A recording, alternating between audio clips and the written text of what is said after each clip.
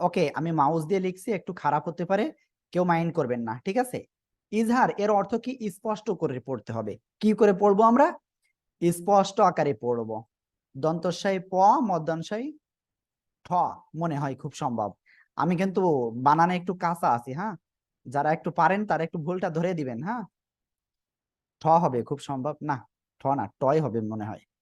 যাই হোক, আপনারা অবশ্যই একটু বানানটা সঠিক না হলে একটু বলে দিবেন, হ্যাঁ। ওকে, আমিও আপনাদের থেকে ইনশাল্লাহ শিখবো এসব।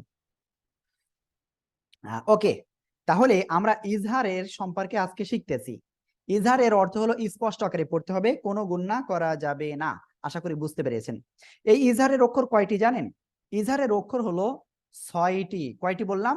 ইজহারের অক্ষর 6টি। কি কি? ইজহারের অক্ষর 6টি। ওকে।